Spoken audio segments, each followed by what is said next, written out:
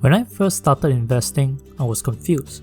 It's kinda like a lost child in a shopping mall, which in my case, an investing newbie that was mindlessly searching through the internet to learn everything I had to know about investing.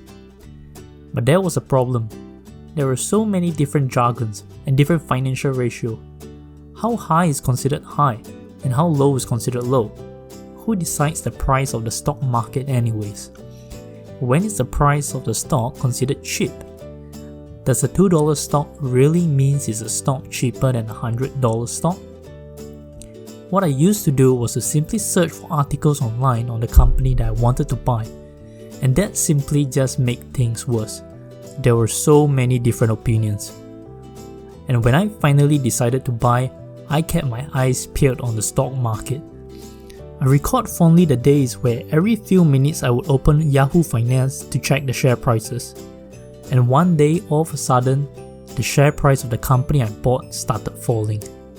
And negative articles of the company which I just bought started to surface. And I started to panic. Did I buy into the wrong company? What if it keeps falling? And then, giving in to my fears, I decided to sell the shares and lost 10% of my money. And guess what? Somehow this always happened. The moment I sell, the share price started recovering again and the share price started rallying. If I had not sold, I would be sitting on profit right now. Doesn't this story sound familiar for those who just started investing? Somehow, every time right after we buy, the share price starts falling, and once we sold, the share price starts rallying. It was a frustrating experience. So I went back to the internet again to see where I can do things better. And one advice I had from the internet is to have a long-term mindset. I mean, that's great advice, right? So okay, I did my research and bought my next stock. This time as usual, the stock fell again right after I bought. But I held on. And indeed, the stock started climbing after a while. So I thought to myself, okay, I got this. And indeed, after a few months, I was making 30% profit now. And I kept holding the stock. But there was one question that kept bugging in my mind. Should I sell the stock? But what if it goes higher?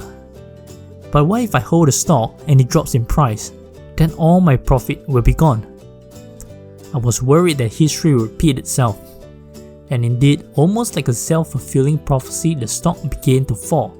And all my profits now became losses again.